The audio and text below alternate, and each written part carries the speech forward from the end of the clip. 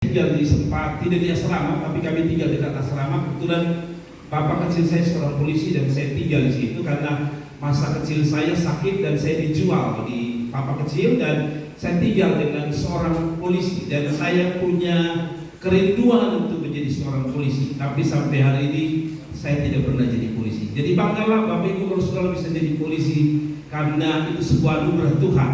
Saya sudah bermimpi sejak SD, SMP, SMA cepat-cepat ingin jadi polisi, tapi sampai hari ini tidak bisa.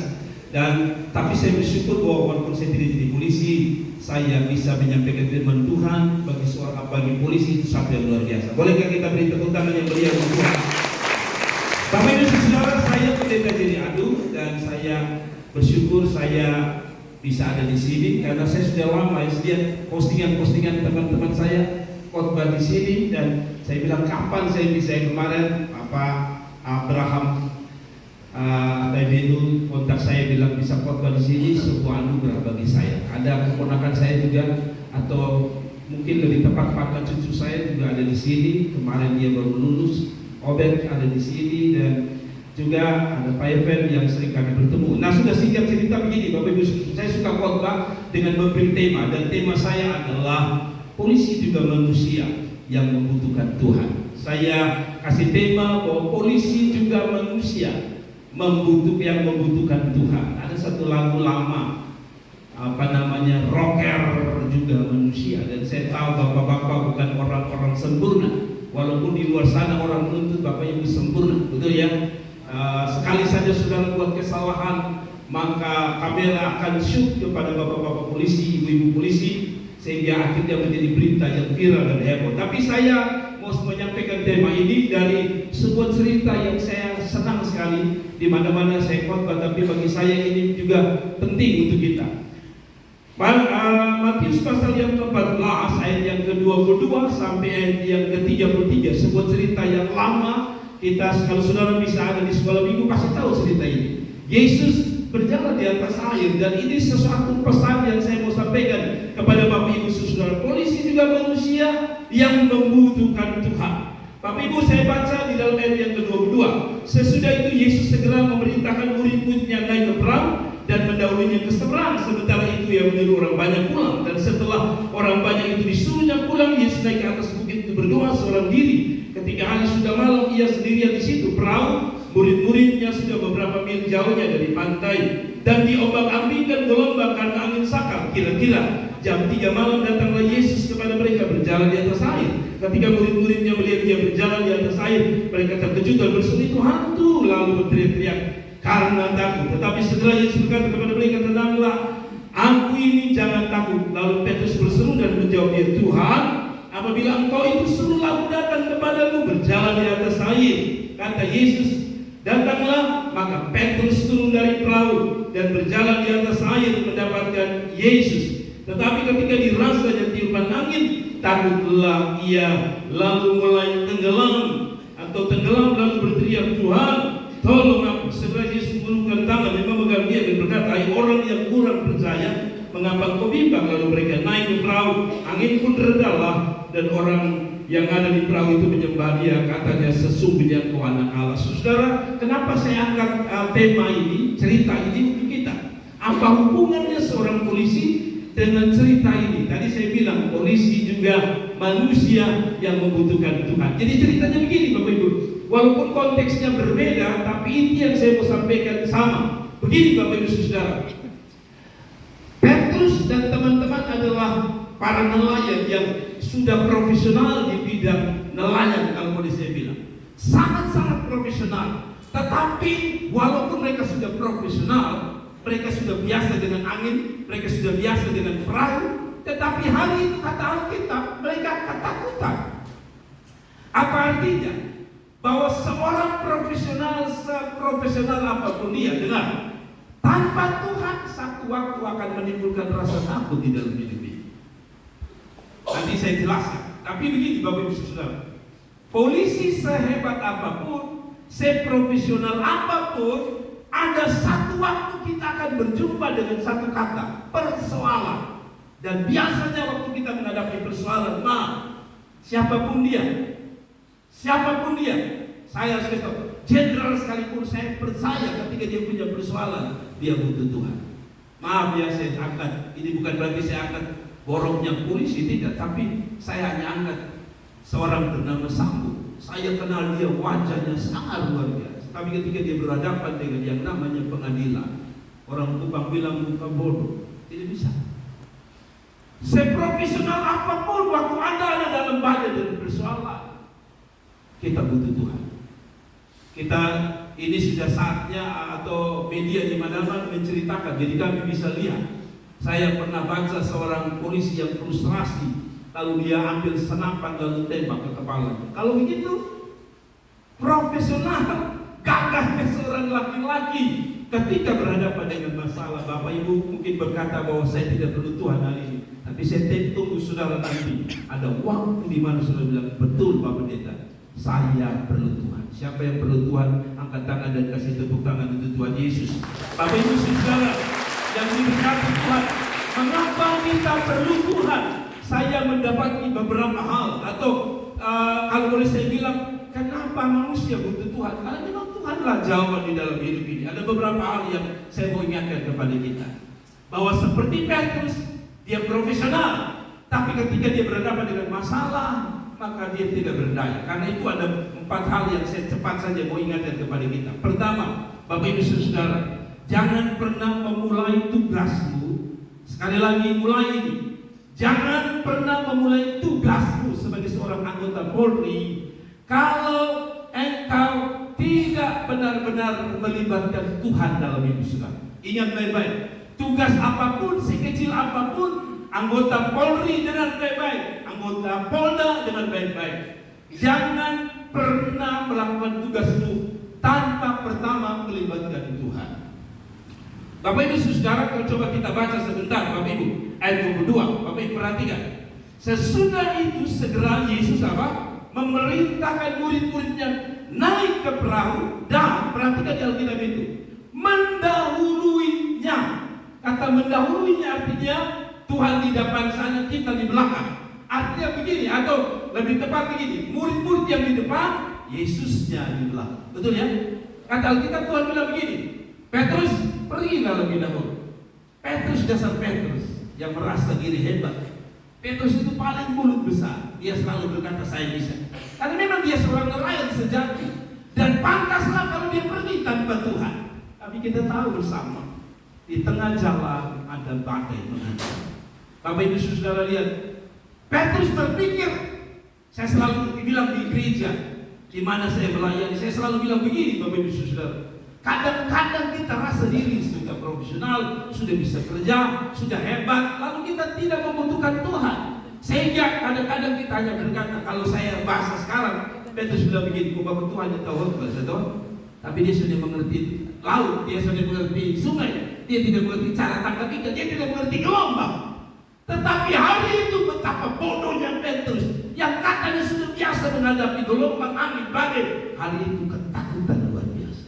Kenapa? Satu, Yesus ada di belakang, mereka ada di depan. Ada.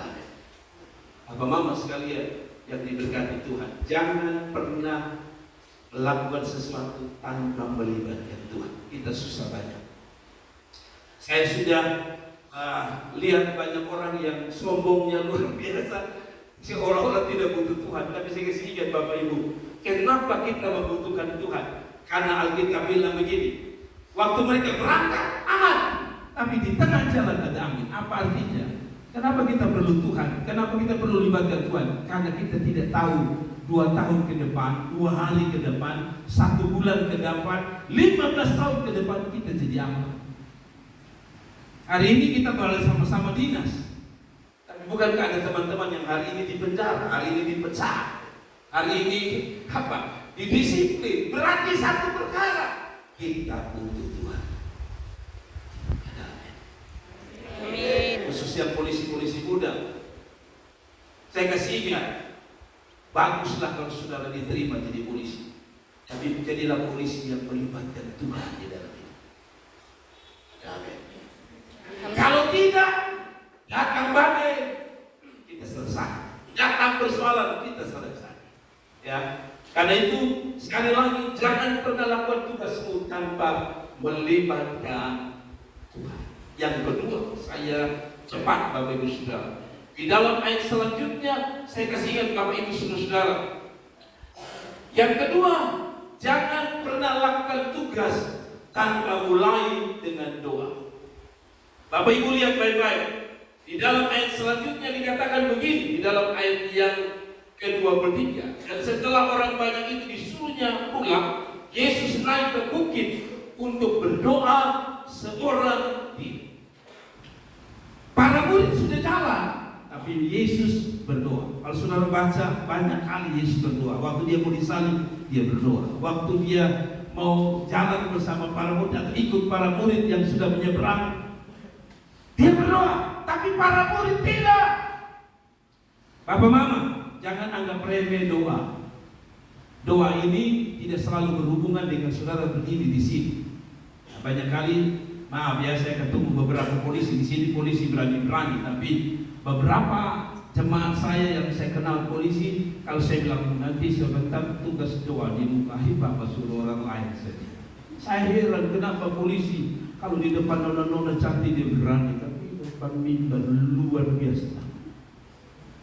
Ada di sini kok polisi yang takut berdoa? Siap, tidak. Harusnya tidak boleh ada Bapak. Nah, tapi ada yang bilang Bapak suruh orang lain saja. Saya tidak sebut dia benar, nanti sudah tahu. Tapi maksud saya adalah berdoa itu penting sekali. Berdoa bukan sekedar kita minta sesuatu katanya.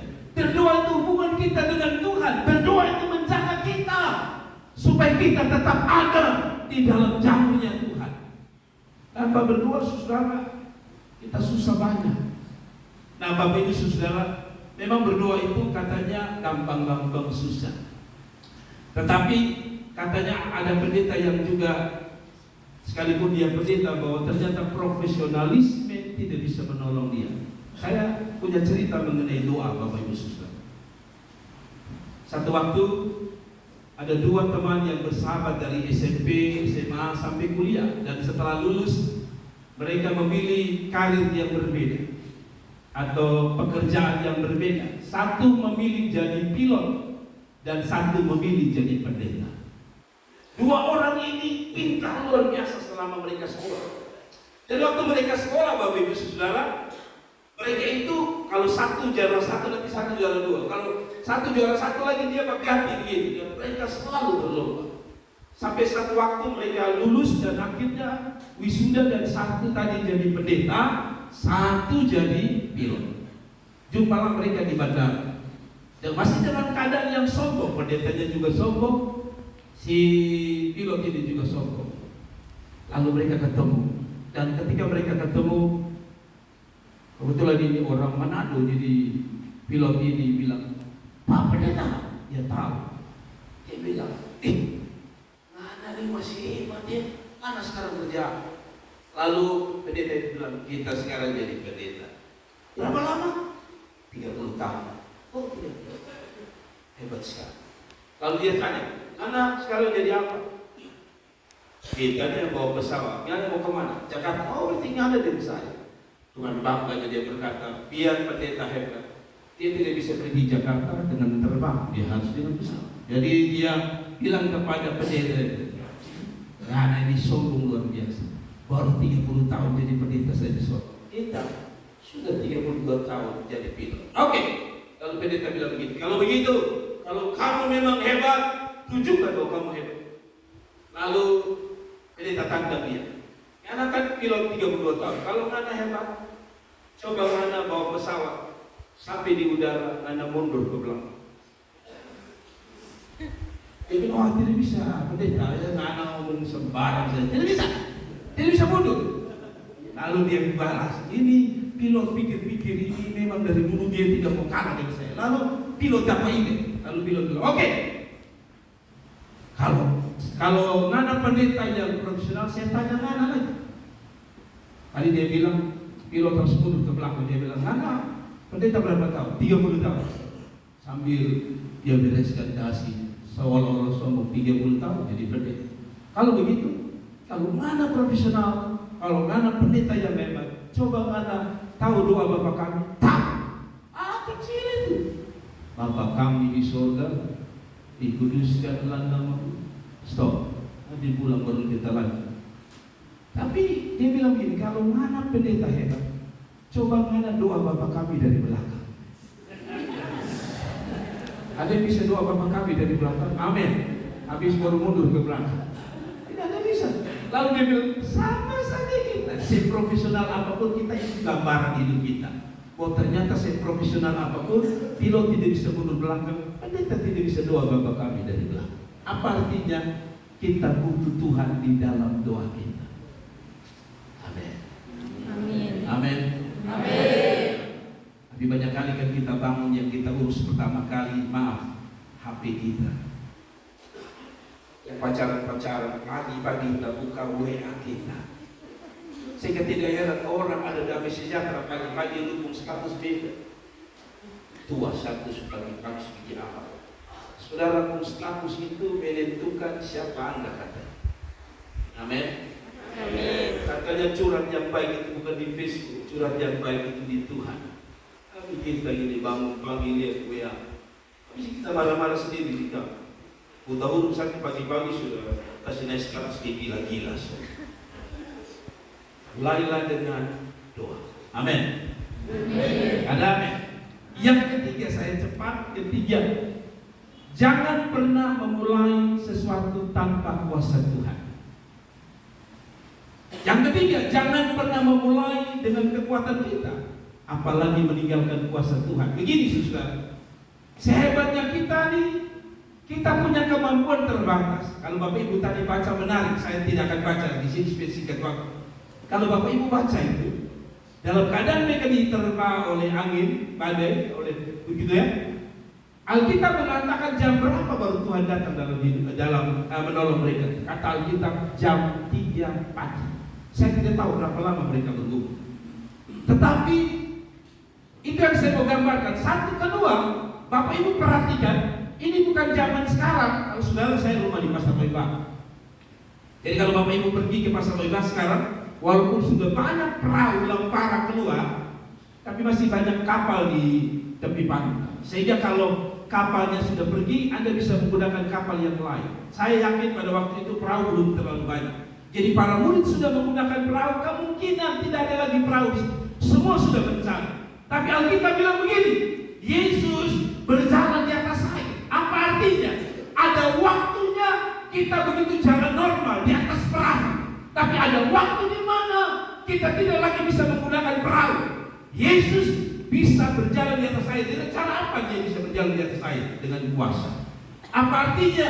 Manusia tanpa melibatkan kuasa Tuhan akan berhenti pada kata bentak, di mana dia tidak lagi berdaya bikin apa-apa. Tapi Yesus melakukan sesuatu di luar kebiasaan manusia, yaitu namanya berjalan di atas air harus menggunakan wadah yang namanya perahu. Tapi hari ini dia membuktikan bahwa kadang-kadang saya tidak perlu perahu, saya bisa berjalan di atas air. Kalau engkau anggap air dan angin serta badai itu masalah, bagi Tuhan dia bilang, lihat, saya bisa mengalahkan badai, angin dan lautan. Kalau begitu, kadang-kadang kita butuh kekuatan, hikmat, kepintaran. Tapi ada waktu di mana kepintaran kita harus takluk di bawah kuasa Tuhan. Nanti ya Bapak Mama ya, kadang-kadang kita harus sadar bahwa kita berjuang, kadang-kadang bisa pakai akal kita, kekuatan kita. Tapi ada waktu di mana Anda hanya bisa berharap pada kuasa Tuhan. Saya contoh Raja Daud. Raja Daud kita kata Alkitab, singa dia bisa berkelahi dengan singa. Tapi ada waktu dia ketemu Goliat, dia bilang begini, kamu datang dengan lebih dan tombak, aku datang dengan nama Tuhan. Ada waktu di mana kita tidak lagi bisa butuh apa yang kita punya kecuali Tuhan. Ada amin. Bapak-bapak saudara yang diberkati Tuhan, saya tutup dengan poin terakhir. Poin yang terakhir kalau Bapak Ibu baca di sini bagus sekali. Kata Yesus ayat 29:30-31. Kata Yesus, datanglah, maka Petrus turun dari perahu dan berjalan di atas air mendapatkan Yesus. Dari mana Petrus bisa jalan di atas air? Kalau bukan kuasa Tuhan yang menolong dia. Tapi saya mau baca begini ayat yang ke-30. Tetapi ketika dirasanya tiupan angin, takutlah ia dan mulai tenggelam. Orang yang tidak menggunakan kekuatan Tuhan dengan baik-baik. Saudara, satu waktu Alkitab bilang apa? Pasti saudara tenggelam. Setiap Anda pasti punya mimpi, harapan, ya, dari pangkat 2 bengkok, satu waktu kalau bisa 1 bintang minimal. Tetapi Alkitab bilang begini, pada waktu dia, Petrus, profesional, dia pikir dia bisa lakukan sesuatu hari itu. Kata Alkitab, waktu dia berpikir bahwa dia bisa berjalan di atas air karena kekuatannya, kata Alkitab, waktu dia rasa dipandangi, Alkitab bilang dia tenggelam. Mungkin kita tidak tenggelam dengan perahu, tapi tanpa Tuhan, karirmu bisa tenggelam. Hari ini orang bisa kenal Kapolda si A, Kapolda si B, tapi tanpa Tuhan di dalamnya, saya kasih ingat, sehebat apapun karirmu, satu waktu engkau tenggelam.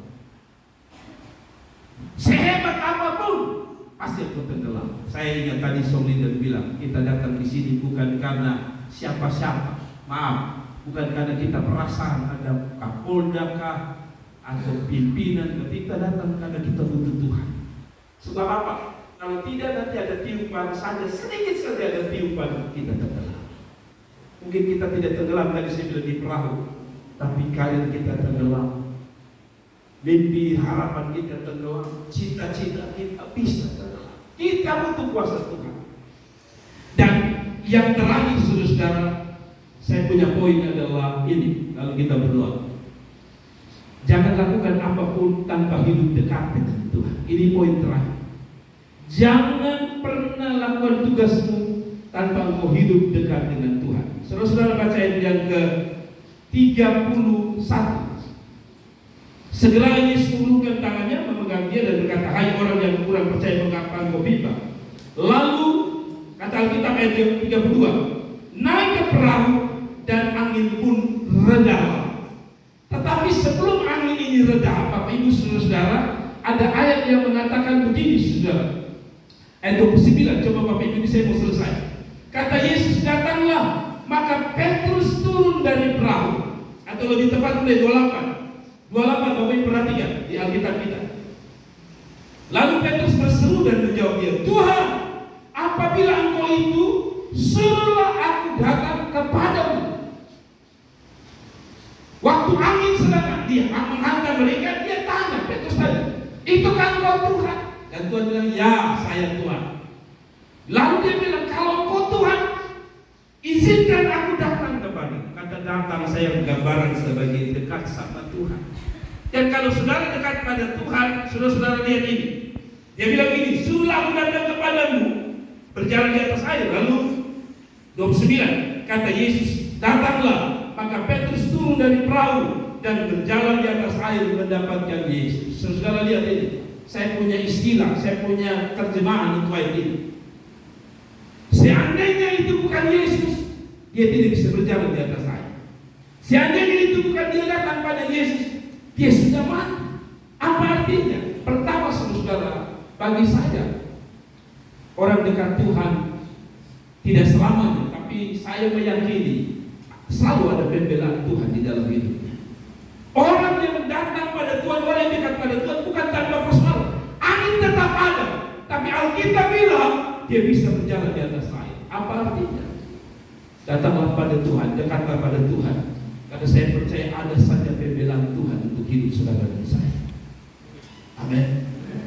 Orang bisa usik kita, orang bisa jatuhkan kita. Seperti angin tadi akan menghantam kita. Tapi selama engkau dekat dengan Tuhan, dia bilang, Petrus bisa berjalan di atas air. Yang kedua, tanda bahwa orang dekat dengan Tuhan, apa kata Alkitab?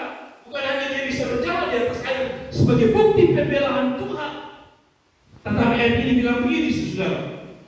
Tapi ketika dirasa dia tiba angin, takut ia dan mulai tenggelam, lalu berteriak, Tuhan, tolong. Orang yang dekat pada Tuhan sekali lagi masih bisa melakukan kesalahan. Dikatakan Alkitab tadi, dia tenggelam. Tapi Alkitab bilang begini, versi bilang, Tuhan tolong. Alkitab mengatakan Tuhan ulurkan tangannya menolong. Kenapa kita harus dekat Tuhan? Karena hanya kalau kita dekat Tuhan, kita memang ada dalam persoalan. Tapi karena kita dekat, kapanpun tangan yang dekat itu bisa menggapai kita waktu kita gagal. Amin. Saudara dengar baik-baik, waktu saudara dekat dengan seseorang, maka pada waktu engkau mau jatuh pasti dia topang. Tapi yang menarik adalah ini, saudara. Dikatakan ayat 32, lalu mereka naik ke perahu dan angin itu reda.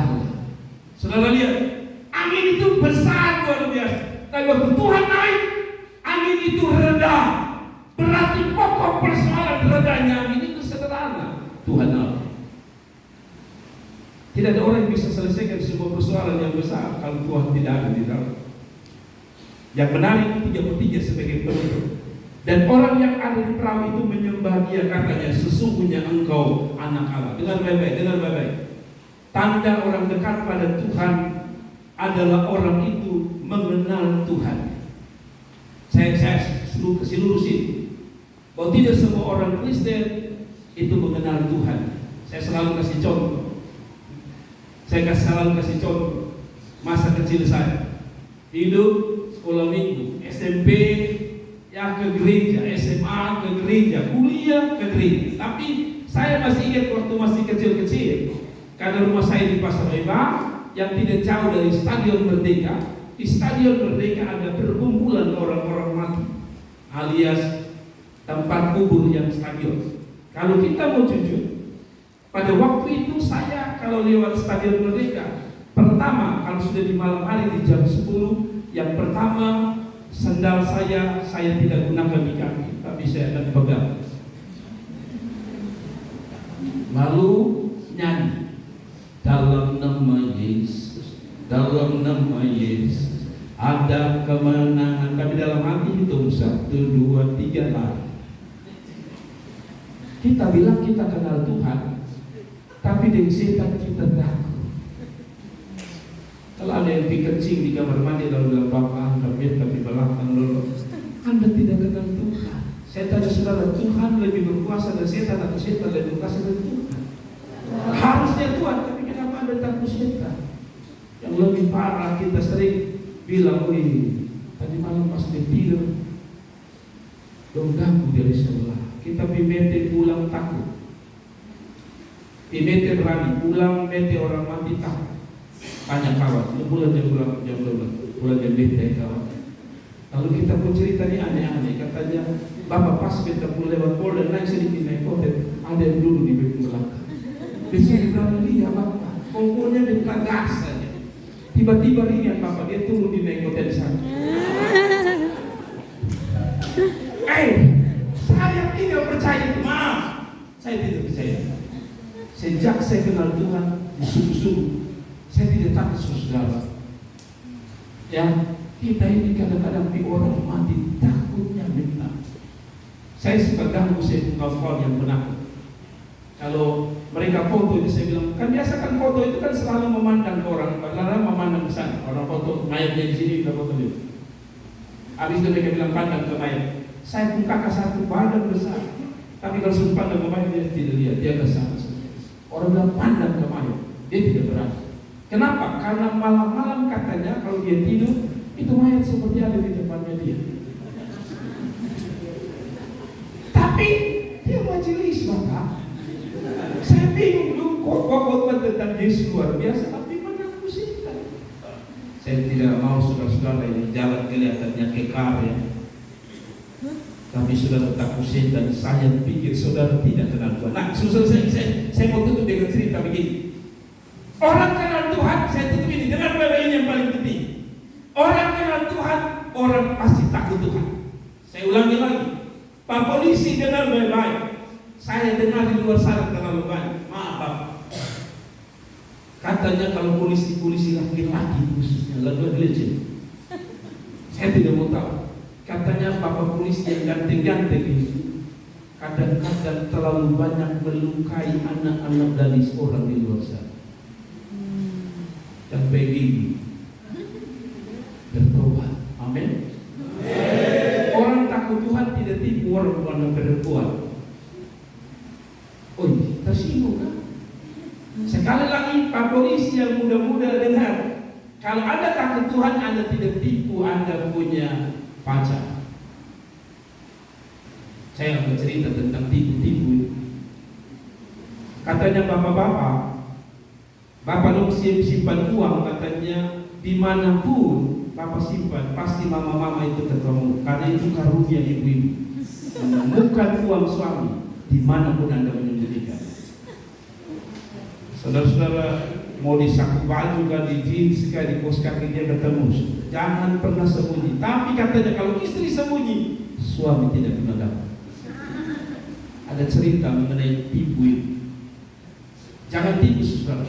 Orang yang takut Tuhan tidak tipu. Bilang 1, 2, 3. Orang yang takut Tuhan tidak tipu. Kuat. Jadi katanya ada satu bapak-bapak polisi yang kesukaannya pancing ikan. Selain bertugas sebagai seorang polisi, dia tugasnya pancing. Nah, karena dia suka pancing, dia beli alat pancing yang mahal. Harga itu pancing itu sekitar 3,5 juta alat pancingnya. Bagus. Karena katanya sudah terbukti dapat ikan banyak. Tapi karena dia takut istri, rupanya sejago-jagonya orang katanya ketemu istri takut juga. Tapi saya tahu Pak polisi sini tidak. Nah, saudara, karena dia takut istri, saudara, istrinya selalu bilang begini sama dia, Bapak, kamu ini kalau beli makan kasih kita pilih-pilih, susah saja kasih keluar uang. Tapi kalau lu beli alat pancing ini, lu beli yang mahal-mahal. Lu jangan coba-coba ya. Lu berani beli bapak alat pancing yang mahal, jangan pulang. Jadi singkat cerita bapak mama, ini bapak lihat alat pancing di toko mahal bagus. Ini dia sudah tahu ini bagus. Harganya berapa? 3,5 juta. Namun dia pinta, dia bilang sama kasir, tolong tulis di nota itu 250.000. Padahal karena ada promo 3,5 juta dipotong hanya 1,5 juta. Jadi dia bilang ke kasir itu berapa? 250.000. Padahal harga asli dapat potongan 1,5 juta. Sampai di rumah dia tahu bahwa istrinya akan periksa semua baju dan dia sudah tahu paling istri ditemukan 250.000. Padahal dia beli 1,5 juta. Jadi dia tipu.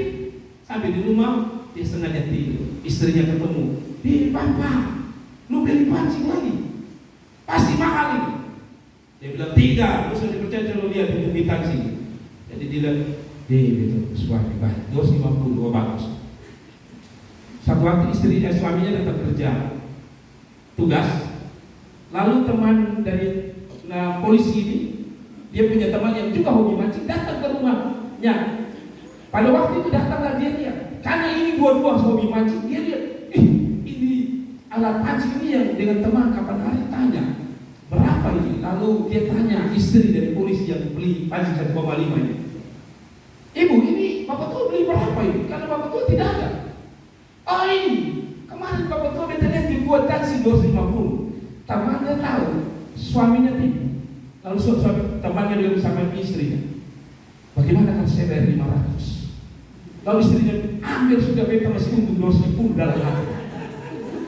Beta masih untung 250. Jadi bayar 500. Oh suami pulang. Salam. Oh dasar polisi bersuara. Salam. Bapak balik dulu balik bercerita loh. Kau tuh nak membelka. Kau tanya, nak membelka apa? Kan bapak bilang beli 250 itu pancing tau? Iya. Beli 500. Beta jual 500 bapak. Kau tuh untung 250 bapak. Dia bilang mati itu kan 1,5. Mengerti ya? Kalau Anda tipu, yang rugi Anda sendiri. Saya mau dari ilustrasi itu begini, saudara. Yang namanya tipu yang dampak pertama adalah kita sendiri. Ini tidak ada kata amin. Orang yang takut Tuhan. Nah ini sekali lagi saya singgung bapak-bapak. Katanya ibu-ibu itu kalau meninggal. Kalau ibu-ibu meninggal, coba bapak lihat tetangga, dia om, dia bayi, dia bapak. Katanya kalau ibu-ibu meninggal atau bapak-bapak meninggal, dia ibu itu bisa tahan 5, 6, 10 tahun. Jadi jaga sudah pak, betul ya? Tapi katanya kalau bapak dia pun istri meninggal 3 hari saja, jadi 3 hari, 2 hari, atau 1 hari saja di malam penghiburan di Suria. Kira-kira ganti yang mana ya? Betul kok bapak? Katanya begitu, kalau mama meninggal, bapak memang dia hitung itu. Orang yang mati pertama datang dia bilang, kayaknya ini pas. Ini cocok ganti 02. Katanya begitu. Ada cerita. Saya cerita supaya saudara tahu. Ada seorang bapak yang satu waktu istrinya meninggal, dan dalam keadaan sudah meninggal dia sudah pikir nakal, beta kawin baru, ganti 01 yang sudah mati diganti 02. Lalu ketika istrinya meninggal, biasa kan kita taruh di atas peti, di atas tempat tidur. Ini dia bilang tidak, Pak Pendeta, saya mau taruh istri saya di bawah lantai. Semua keluarga marah, tidak, saya taruh istri saya di lantai. Lalu ketika dia taruh istrinya di lantai, orang tua bilang langgar, bahasa Indonesia bilang langkah, jadi dia langgar tim istri lumayan. Lalu orang dalam keadaan bete dia langgar, semua lihat orang ini, yang tua mati dia langgar, dia langgar ketiga, dia langgar keempat lagi. Sudah selesai pemakaman, orang tanya, Bapak, kenapa Bapak langkahi Bapak istri lumayan? Ya, karena istri saya pernah pesan, kalau lu mau kawin baru, langkai deh.